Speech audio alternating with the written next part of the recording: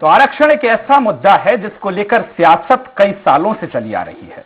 राजनीतिक दलों के लिए हर वर्ग के सहयोग और साधना बेहद जरूरी होती है। उसका मुख्य कारण तो यह है कि राजनीतिक दलों ने अगर किसी एक वर्ग को भी नाराज कर दिया तो उस दल का सत्ता का सिंहासन डगमग हो जाता है। इसलिए दलों के लिए वर्गों को साधना जरूरी है और मजबूरी भी। कुछ इसी तरह का सियासी खेल मध्य प्रदेश की फिजा में भी देखने को मिल रहा है। पक्ष विपक्ष इस मुद्दे को लेकर आमने सामने है। आज चर्चा इसी मुद्दे को लेकर, उससे पहले देख लेते हैं एक रिपोर्ट। मध्य प्रदेश में आरक्षण के मुद्दे को लेकर शुरू हुआ सियासी बवाल खत्म होने का नाम नहीं ले रहा है। इस मुद्दे को लेकर पक्ष विपक्ष आमने सामने है। एक दूसरे को घेरने की कोई भी कोशिश को नहीं छोड़ा जा रहा है। आखिर ऐसा हो भी क्यों ना, क्योंकि राजनीतिक दलों के लिए एक एक वोट की कीमत बहुत होती है। ऐसे में अगर एक भी वर्ग छुटक गया तो सत्ता के सिंहासन तक पहुंचने में भारी खामियाजा भुगतना पड़ सकता है। दरअसल पंचायत चुनाव के आरक्षण खत्म होने के मामले में मध्य प्रदेश के बीजेपी व कांग्रेस नेता आमने सामने हैं। पूर्व मुख्यमंत्री कमलनाथ ने कहा है कि पंचायत चुनाव में बीजेपी न परिसीमन कर रही, न रोटेशन कर रही और न ही ओबीसी आरक्षण दे रही है। ओबीसी आरक्षण खत्म होने पर चुप्पी पार्टी की आत्मा की आवाज बताती है। वहीं शिवराज सरकार के मंत्री भूपेंद्र सिंह ने कहा है कि कांग्रेस 5 बार हाई कोर्ट और फिर सुप्रीम कोर्ट गई, अदालत में कोई तर्क नहीं दिया, इसलिए विधानसभा में उसे इस मुद्दे पर स्थगन लाने की बजाय माफी मांगना चाहिए। वहीं पूर्व केंद्रीय मंत्री उमा भारती भी मैदान में उतर आई। ओबीसी का प्रतिनिधित्व करने वाली उमा भारती ने कहा है कि बिना ओबीसी आरक्षण के पंचायत चुनाव 70% आबादी के साथ अन्याय होगा। दूसरी तरफ कांग्रेस के राज्यसभा सांसद, सुप्रीम कोर्ट के वकील विवेक तन्खा ने मुख्यमंत्री शिवराज सिंह चौहान, बीजेपी प्रदेश अध्यक्ष वीडी शर्मा और मंत्री भूपेंद्र सिंह को 10 करोड़ का मानहानि का नोटिस भेजा है। अदालत में कांग्रेस के प्रवक्ता गए, कांग्रेस गई, कांग्रेस के सांसद गए, क्यों गए? जनता की अदालत में जाना चाहिए था। लोकतंत्र में जनता की अदालत सबसे बड़ी होती है, वहां जाते और जीत के आते। एक बड़ी आबादी के साथ में आपने ये छल किया है, पीठ में छुरा घोंपा है। बाहर आके आप उनकी बात करते और अदालत में जाके उनका विरोध करते। भारतीय जनता पार्टी 70% आबादी के साथ धोखा कर रही है। भारतीय जनता पार्टी ओबीसी के नाम पे सिर्फ राजनीतिक रोटियां सेकने का काम करती है। बहरहाल पंचायत चुनाव के परिसीमन के दौरान से शुरू हुई खींचतान का सिलसिला जारी है। ऐसे में ओबीसी को लेकर शुरू हुआ घमासान आखिर दोनों ही दलों में से 2023 और 24 की सियासी जमीन किसकी मजबूत करेगा, ये देखने वाली बात होगी। भोपाल से सलमान खान, स्वराज एक्सप्रेस। तो आइए इस बेहद ही खास मुद्दे पर ज्यादा चर्चा के लिए हमारे साथ मौजूद है बीजेपी नेता गोविंद मालू जी, कांग्रेस प्रवक्ता फिरोज सिद्दीकी जी और वरिष्ठ पत्रकार आशीष दुबे जी। आप तीनों का बहुत स्वागत है। हम चर्चा की शुरुआत सीधे बीजेपी नेता हमारे साथ गोविंद जी जुड़े हैं। गोविंद जी, आपसे ही मैं जानना चाहूंगा, मैं चीजों को समझना चाहूं उससे पहले सीधे फिरोज जी के पास आ रहा हूं। फिरोज जी, जिस तरह से चीजों को बनाया गया, जिस तरह से अगर बात की जाए तो आरक्षण के मुद्दे पे आपने जो हाईकोर्ट अगर बात की जाए तो आपकी तरफ से विवेक तन्खा जी गए, तमाम चीजें हो गई। अब लेकिन कांग्रेस का यह कहना है कि बीजेपी पूरे मुद्दे को भुनाना चाहती है, या बात की जाए तो दूसरी तरफ ले जाना चाहती है। ये दरअसल मुद्दा था ही नहीं, बीजेपी कुछ और ले गई है। क्या है पूरा मामला, तो आप समझा दीजिए। देखिए, ऐसा है कि पहली बात कांग्रेस नहीं गई, पीड़ित पक्ष गया। उसमें कांग्रेस के भी लोग हैं और भारतीय जनता पार्टी के भी लोग हैं। जिस पिटीशन पे फैसला आया है, संदीप पटेल और मनमोहन नागर जो है वो तो भारतीय जनता पार्टी के लोग हैं। संदीप पटेल में नरसिंहपुर से जिला पंचायत अध्यक्ष रहे, वो भारतीय जनता पार्टी के। मनमोहन नागर भोपाल के जिला अध्यक्ष रहे, वो भी भारतीय जनता पार्टी के आदमी है। कांग्रेस भी गई और जो पंचायत प्रतिनिधि पूर्व में चुने गए, क्योंकि सैयद जाफर जो है प्रवक्ता है कांग्रेस पार्टी के, ये सही है, किंतु वो जिला पंचायत सदस्य भी रहे परासिया से, इसलिए उस नाते वो गए हैं। तो अगर सब लोग गए और विवेक तन्खा जी का जहां तक चुनाव लड़ने का इसका केस लड़ने का सवाल है, तो वो एक वकील है पेशे से। आप जाइए, आपका भी काम करेंगे वो, कोई और जाएगा उनका भी काम करेंगे वो। उन्होंने कई बीजेपी के नेताओं के भी जो है मुकदमे लड़े और कई लोगों के भी लड़े। राम जेठमलानी ने तो आतंकवादियों के मुकदमे लड़े, तो क्या भारतीय जनता पार्टी ने लड़वाए थे? इसलिए ये कहना गलत है कि कांग्रेस इस मामले में गई। नहीं, दरअसल इसलिए क्योंकि जफर जी जो हैं आपके प्रवक्ता हैं, कांग्रेस के प्रवक्ता, वो भी गए हैं। विवेक तनखा जी राज्यसभा सांसद हैं। हालांकि देखिए जफर जी गए, वो जिला पंचायत सदस्य रहे हैं छिंदवाड़ा में, परासिया से वो आते हैं, तो वो पंचायत प्रतिनिधि के नाते गए। तनखा जी चूंकि एक वकील है इसलिए उन्होंने इसका मुकदमा लड़ा। मनमोहन नागर और संदीप पटेल ये भारतीय जनता पार्टी के, ये भी गए। तो क्या भारतीय जनता पार्टी उनको निकाल देती है क्या, या भारतीय जनता पार्टी मना करती? सवाल ये है कि आपने दोषपूर्ण प्रक्रिया अपनाई। छत्तीसगढ़ में भी जो है, अभी आप जो चर्चा कर रहे थे, छत्तीसगढ़ में भी ये जो मध्य प्रदेश का पंचायती राज अधिनियम 1995 है, जो दिग्विजय सिंह जी की कांग्रेस सरकार ने पारित किया था, उसमें ओबीसी को आरक्षण दिया गया। वो हमारी विधानसभा ने उसको कानून बना के पारित किया है। तो छत्तीसगढ़ में कोई समस्या नहीं हुई, वहां मिला और बाकायदा चुनाव हो गए। ये मध्य प्रदेश में चूंकि सरकार ने परिसीमन को खत्म किया, फिर उसके बाद उन्होंने रोटेशन जो प्रक्रिया जो कि संविधान में है कि आपको रोटेशन से जो है इसमें प्रक्रिया अपनाना पड़ेगी, और ये रोटेशन इसलिए किया गया था कि जो गैर बराबरी है उसको बराबरी समाजवाद लाया जाए, कि एक बार दलित रहेगा, फिर आदिवासी रहेगा, ओबीसी रहेगा, सामान्य रहेगा, उसी प्रकार से पुरुष और महिला जो है वो दिया गया, ताकि लोगों के बीच जो गैर बराबरी है वो हम जमीनी स्तर से खत्म कर सके। और यही चीज जो सत्ता का विकेंद्रीकरण है, यानी केंद्र से लेके वो यहां तक रहे, ये इसका मूल भाव है। भारतीय जनता पार्टी को क्या आवश्यकता थी कि जब कमलनाथ जी परिसीमन कर गए, वो भी परिसीमन उन्होंने क्यों किए? कुछ गांव थे जो पानी में डूब गए जी, लेकिन वो नाम लिखे हुए हैं। कुछ 15 साल से परिसीमन भारतीय जनता पार्टी ने नहीं कराया। कुछ गांव थे जो है नगर पंचायत से जाके मिल गए, नगर पंचायत ही वहां तक उस गांव तक पहुंच गई तो उनको वार्ड में तब्दील कर दिया गया और वो पंचायतें खत्म कर दी गई। अब भारतीय जनता पार्टी जो है वो ये जवाब दे कि स्पेशल पिटीशन सुप्रीम कोर्ट में एक स्पेशल याचिका दायर करेगी या नहीं करेगी, नंबर 1। नंबर 2, कांग्रेस की मांग है कि तुरंत रोक लगाई जाए, जिसमें उमा भारती जी की भी मांगे, तुरंत इन चुनावों पे रोक लगाई जाए। जब ओबीसी आरक्षण का मामला सुलझ जाएगा तब इन चुनावों को कराया जाए। बगैर ओबीसी आरक्षण के कांग्रेस ये चुनाव नहीं होने देगी। चलिए, हमारे साथ गोविंद मालू जी बीजेपी नेता मौजूद है। गोविंद जी, मेरी आवाज सुन पा रहे हैं? हाँ, मिल रही।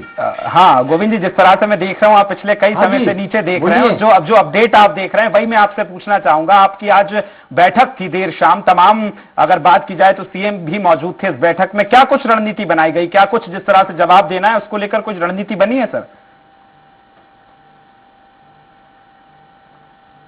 भारतीय जनता पार्टी की सरकार और पार्टी दोनों प्रतिबद्ध है ओबीसी पिछड़ा वर्ग को आरक्षण देने के मामले में। कांग्रेस जिस तरह से नौटंकी कर रही है और कांग्रेस जिस तरह से मामले को उलझाया है, हम ये नहीं करना चाहते। रणनीति तो स्पष्ट है कि बड़ा वकील करके सुप्रीम कोर्ट में हम अपना पक्ष रखेंगे, हमारे सॉलिसिटर जनरल भी जाएंगे, दूसरे वकील भी पैरवी करेंगे और कानूनन पैरवी करके, क्योंकि मामला न्यायालय के विचाराधीन है और हम उसको अपने पक्ष में कराने के लिए भरसक कोशिश करेंगे। और इसीलिए हमने 27% आरक्षण इसमें पंचायत चुनाव में रखा था जी। और इसके अलावा भी 3 मामलों को छोड़कर बाकी जो न्यायालय में विचाराधीन, उसके अलावा भी हमने 27% आरक्षण बाकी सभी स्थानों पर दिया है पिछड़ों को। चलिए, और गोविंद जी एक चीज मैं आपसे ये पूछना चाह रहा हूं कि कांग्रेस अब आप पर ये आरोप लगा रही है, आप तमाम चीजों को लेकर बहुत स्पष्ट हैं, आपने तमाम चीजें बताई हैं, तब आप इतने स्पष्ट हैं तो कांग्रेस का भी आप पे आरोप है कि आप ना मुद्दा बना रहे हैं, चीजों को भटका रहे हैं। अब तो आप ये कह रहे हैं कि कांग्रेस ओबीसी विरोधी है, तो चीजों को क्या भटका रहे हैं आप सर? कांग्रेस का आरोप है आप पे। नहीं, भटका नहीं रहे हैं। ये कांग्रेस कोर्ट में क्यों गई? कांग्रेस यदि कोर्ट में नहीं जाती तो न कोई गवली केस आता, न कुछ होता। वो 50% आरक्षण की जो पिछड़े वर्ग की बात करते थे, तो ये क्यों हुआ? और कांग्रेस ने खुद ने क्या किया? 27% पिछड़े हैं राज्य में, 51% की जगह 27% बता दिया। विधान ये तो सर अधिकार है, कोई भी जा सकता है, आप भी कोर्ट में जा सकते हैं, मैं भी कोर्ट में जा सकता हूँ। वो है, कांग्रेस कब गई सर? ये उसका दुष्परिणाम है। हम कांग्रेस कब गई कोर्ट में, ये बताइए मेरे को। कोर्ट में क्यों गई पंचायत चुनाव को अरे लेकर? कब गई कोर्ट में, ये बताइए। तो फिरोज जी का सीधा सवाल है, वो ये नहीं मान रहे हैं, वो नकार रहे हैं कि हम नहीं गए। कोर्ट में गए हैं। अरे भाई हम कब गए? आप संदीप पटेल और मनमोहन नागर तो आप ही के लोग हैं ना। कोर्ट में गए 16 दिसंबर को मनमोहन नागर और संदीप पटेल ये तो आपके लोग हैं ना भाई, हमारे तो नहीं है। आपके प्रवक्ता सईद जाफर, अरे तो संदीप पटेल भी तो आप ही के हैं, मनमोहन नागर भी तो आप ही के हैं। गए कोर्ट में। ये भारतीय जनता पार्टी के हैं या नहीं कर रहे है हैं मालू जी? वो सईद जाफर जो है उनको क्यों नहीं लाते आप? अरे तो आपके संदीप पटेल भी आए, आपके संदीप पटेल भी आए कोर्ट में। वो संदीप पटेल भी आपके यहाँ से आए हैं, मनमोहन नागर भी तो आए हैं। ये सारा कांग्रेस ने जिस तरीके से, मनमोहन नागर और संदीप पटेल भी तो भारतीय जनता पार्टी के, इसमें कांग्रेस कहीं नहीं है। इसमें कांग्रेस ने ये मांगी नहीं की कि ओबीसी रोटेशन की मांगी है। फिरोज जी कांग्रेस एक तरफ कहती रही हम नहीं जाएंगे, दूसरे दरवाजे से भेज दिया, विवेक तनखा पैरवी कर रहे हैं। कैसे कांग्रेस नहीं है? आप ये बताइए, रामजेठ बिलानी ने सतवंत सिंह, बेअंत सिंह, लिट्टे उनका केस लड़ा था तो क्या भारतीय जनता पार्टी ने लड़वाया था? बात चल रही है पिछड़े वर्ग आरक्षण की, सतवंत सिंह, बेअंत सिंह। अरे मैं ये पूछ रहा हूँ, रामजेठ बिलानी आप फिर आप कैसे तनखा जी को कांग्रेस के साथ जोड़ रहे हैं? मैं ये सवाल कर रहा हूँ ना, मैं कह रहा हूँ वो वकील हैं, आप मालू जी अपना केस दे दीजिए, वो आपका केस लड़ देंगे। एक पदाधिकारी गए हैं, वकील जो कांग्रेस, भैया मनमोहन नागर भी तो आप ही के पदाधिकारी हैं। कुछ कहती है, दूसरी तरफ कुछ कहती है। मनमोहन नागर, संदीप पटेल भी तो भारतीय जनता पार्टी के हैं। फिर आप ये कह रहे हैं फिरोज जी, फिर मैं आपका ये मान लूं कि आप जिस तरह से विवेक तनखा जी की बात कर रहे हैं तो मतलब कांग्रेस नहीं गई है, विवेक तनखा जी का कोई संबंध नहीं है। कांग्रेस कैसे जा सकती है उसमें? सुप्रीम कोर्ट क्यों इंटरटेन करेगा कांग्रेस को या भारतीय जनता पार्टी को? मान लीजिए फिरोज जी अगर कांग्रेस की कोई चीज लेकर या चुनाव से संबंधित कोई चीज लेकर, आरक्षण को लेकर अगर वहां जाएं और आपकी पार्टी फिर ये कहेगी कि हमारा इसमें कोई हस्तक्षेप नहीं है, फिर क्यों कमलनाथ जी की बात की जाए तो तमाम नेता हालांकि ये कर रहे हैं। चलिए मैं आपके पास फिरोज जी ये भी लौट रहा हूं क्योंकि आज हमने गृह मंत्री की टिप्पणी सुनी है। उनका ये कहना है कि कांग्रेस जो है वो जनता की अदालत में नहीं जा पाती है, इसलिए तमाम चीजों को लेकर इस तरह से लोगों को भेजा जा रहा है। क्योंकि उनका यह कहना है कि अगर विवेक तनखा जी की बात की जाए तो वो राज्यसभा के सदस्य हैं, अगर फिर उनकी अहमद जी की बात की जाए तो वो आपके पार्टी के प्रवक्ता हैं। तमाम चीजों को लेकर अब बीजेपी का यह आरोप है कि कांग्रेस जनता की अदालत में नहीं जा पा रही है, इसलिए तमाम ये हथकंडे अपना रही है। अब कैसे देख रहे हैं इस स्टैंड को बीजेपी के? मुझे मेरे से सवाल किया आपने जी। देखिए अभी 2 दिन पहले, कल तक भारतीय जनता पार्टी क्या कह रही थी कि कांग्रेस गई और आरक्षण खत्म करे आई। जब विवेक तनखा जी ने 3 लोगों को मानहानि का 10-10 करोड़ का नोटिस दिया तो भारतीय जनता पार्टी के स्वर बदल गए। सवाल यह है कि अगर कोई गलत फैसला सुप्रीम कोर्ट से आ गया, जो मांगा नहीं गया था वो दे दिया गया। कांग्रेस ने एक ही मांग की थी कि 243D संविधान जो कहता है कि रोटेशन होना चाहिए, 243C आर्टिकल कहता है कि परिसीमन होना चाहिए। हमने कहा भाई इस नजरिए से कराया जाए। विसंगति पूर्ण चुनाव खुद करा रहे थे, जनपद में, पंचायतों में कोई रोटेशन नहीं, जिला पंचायतों में रोटेशन। एक बात, पहले होता है परिसीमन, फिर होता है रोटेशन से आरक्षण, उसके बाद होती है वोटर लिस्ट का अंतिम प्रकाशन, फिर होती है चुनाव की घोषणा। यहां चुनाव की घोषणा हो गई। एक जो पंचायत और जनपद के चुनाव है वो 2014 के आरक्षण के हिसाब से, जिला पंचायत जो है वो 2020 के आरक्षण से। भाई क्या भारतीय जनता पार्टी की मनमानी से चुनाव होंगे क्या? आप संविधान को अध्यादेश लाके संविधान की कोई कंडिका को आप संशोधन कर सकते हैं क्या? वो उसका अधिकार सिर्फ संसद को है। और यही बात विवेक तनखा जी ने रखी वहां कि इसका अधिकार सिर्फ संसद को है, और वो भी 2/3 बहुमत से। लोकसभा और राज्यसभा 50-52 से भी काम नहीं चलेगा। ये बात हमने की थी। महाराष्ट्र की बात करते हैं, महाराष्ट्र में उन्होंने 50% तक तो आरक्षण दिया है। चलिए सर, हम महाराष्ट्र भी जाएंगे। गोविंद जी, मैं आपसे यही पूछना चाह रहा हूं, जिस तरह से वो तमाम चीजों को लेकर बात कर रहे हैं, अगर उन्होंने कहा है कि रोटेशन प्रक्रिया को लेकर विवेक जी वहां गए हैं, तो क्या दिक्कत क्या है सर? बीजेपी को क्या समस्या है? क्यों आप इन तमाम चीजों से बच रहे हैं, या आप जिस तरह से आप दूसरी चीजों पर ले जा रहे हैं? अब आप कह रहे हैं कांग्रेस जनता की अदालत में नहीं जाती है, इसलिए ये हथकंडे अपना रही है। सुनिए, आप कांग्रेस जनता की अदालत में नहीं, हमारा सीधा आरोप है कांग्रेस जनता की अदालत में जो आरक्षण। देख, चुनाव तो ऐसा थोड़ी है कि SC, ST या पिछड़ा का आरक्षण सरकार ने कम कर दिया हो, ये रोटेशन का नया बहाना लिया, रोटेशन के बहाने 50% ओबीसी की बात करने लगे, तब गवली का केस आया सामने, सुप्रीम कोर्ट ने रखा। मैं ये पूछना चाहता हूं इनसे कि जब चुनाव प्रक्रिया, जब चुनाव हो रहे हैं, वो कैसे भी आरक्षण से इनके हिसाब से चलेगा क्या? अरे साहब, आपके घर से थोड़ी संविधान चलेगा। और ये आप एक जगह जो रोटेशन करेंगे दूसरी जगह नहीं करेंगे। ये आलू की सब्जी थोड़ी है कि कभी पालक डाल ली, कभी मटर डाल ली, कभी मेथी डाल ली। इनकी पैरवी में कोई भी चुनाव जो है मालूम जी निष्पक्ष होंगे, स्वतंत्र होंगे और नियम और संवैधानिक संविधान के हिसाब से होंगे कि हर कुछ होने लगेगा चुनाव।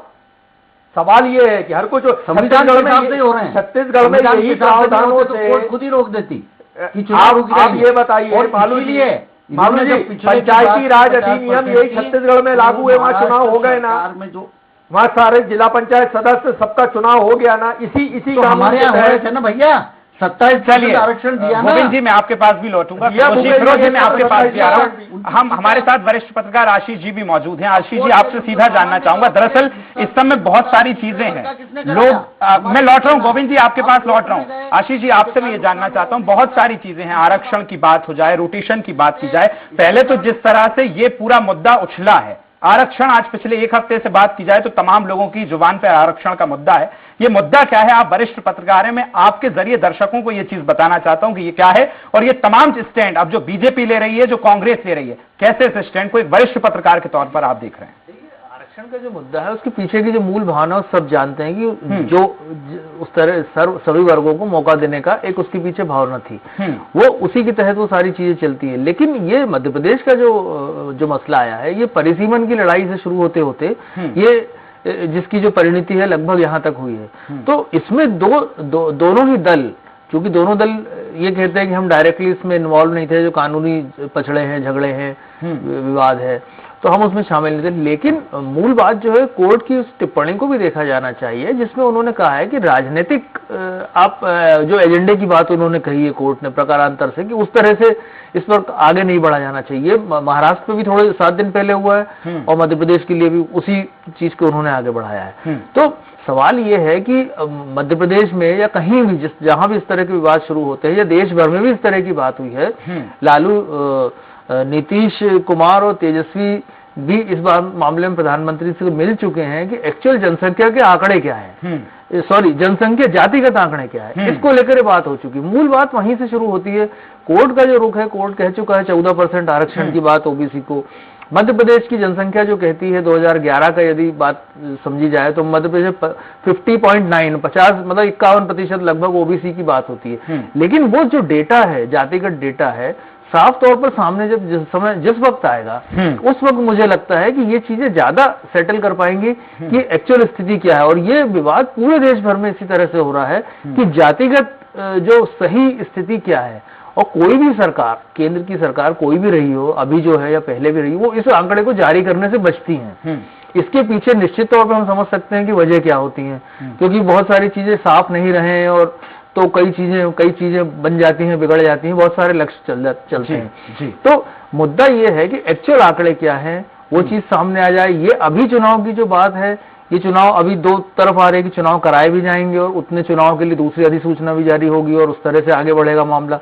लेकिन जो अभी कोर्ट की और संविधान पीठ की ये व्यवस्था है, कोर्ट ने जो सब चीजें कही हैं, उसके आगे और इससे दाएं बाएं सरकारें तो हो नहीं सकती। सरकार के पास सिर्फ ये हो सकता है कि या तो चुनाव रद्द कर दे। फिरोज जी मैं आपके पास आ रहा हूं, जिस तरह से आशीष जी तमाम चीजें बता रहे हैं, और अब यदि हम इस पूरे मुद्दे को देखें तो बीजेपी अगर कहीं ना देखें तो इस मुद्दे को एक्टिव नजर आ रही है। उनके गृह मंत्री ने तमाम चीजें कही हैं आपको लेकर, उनके नगरीय प्रशासन मंत्री भूपेंद्र सिंह की बात की जाए तो उन्होंने बाइट दी है। सर इतनी ज्यादा कंफ्यूजन जब कांग्रेस को अगर लग रहा है कि इस पे कंफ्यूजन है, कांग्रेस अलग है, कांग्रेस नहीं गई है, तो कांग्रेस क्यों ना एक प्रेस कॉन्फ्रेंस कर दे, सारी चीजें मीडिया के सामने रख दे।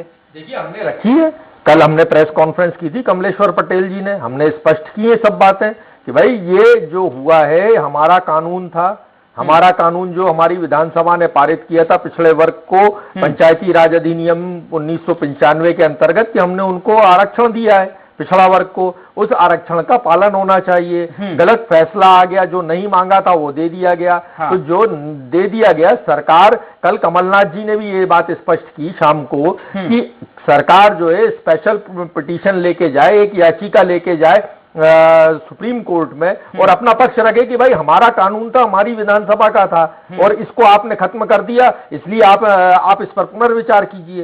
एक बात ये कहा। दूसरी चीज उन्होंने ये कही कि आप जब तक के लिए रोक लगा दीजिए चुनाव पर, और जब चुनाव रुक जाएंगे, एक बार हमारा ये मसला सुलझ जाए, फिर हम चुनाव करा लेंगे, 6 महीने बाद करा लेंगे। लेकिन सरकार जो है घूम रही है चारों तरफ, क्योंकि भारतीय जनता पार्टी कुछ अपने लोगों को फायदा पहुंचाना चाहती है। इसलिए स्थानीय स्तर पर बहुत आक्रोश है इस बात को लेके जो रोटेशन नहीं हुआ, क्योंकि जब हमने आरक्षण कर दिया था, लोगों को पता चल गया कि ये हमारी सीट पिछड़ा वर्ग हो गई है, आदिवासी हो गई है, दलित हो गई है। आरक्षण बीजेपी आरक्षण से इसलिए बचना चाह रही है कि बीजेपी ने तय कर लिया कि अपने कुछ लोगों को जो थे उनको वहां सेट रखना है और उनको वहां चुनाव लड़ाना है। ये अपनी सत्ता का बैलेंस कर रहा है, इसलिए इन्होंने पूरी घालमेल की है। ये तो तय कोर्ट कर लेगा, अब बीजेपी के हिसाब से थोड़ी ना चलेगा। चलिए मैं सीधा तो ये तो कोर्ट बोल चुका कि आप आगे से मत खेलिए, संविधान के हिसाब से चुनाव कराइए। इसीलिए जवाब मांगा है। मैं तो वो अब चुनाव आयोग को देखना है, पहले संवैधानिक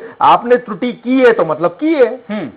चलिए गोविंद जी, जिस तरह से फिरोज जी ने तमाम बातें कही हैं, वो तो ये कह रहे हैं कि आप डर रहे हैं, आप ये चाह रहे हैं जो चीजें फिक्स हैं वो फिक्स रहे, कोई बदलाव ना हो। हालांकि एक चीज और है, उनका ये कहना है कि जिस मुद्दे को लेकर, रोटेशन की बात को लेकर विवेक तनखा जी गए थे, उसकी सुनवाई तो 21 दिसंबर को होना है। अब आप पे वो ये आरोप लगा रहे हैं कि आप मुद्दों को भटका रहे हैं, आप चीजों को दूसरी तरह से लोगों के सामने पेश कर रहे हैं। गोविंद जी,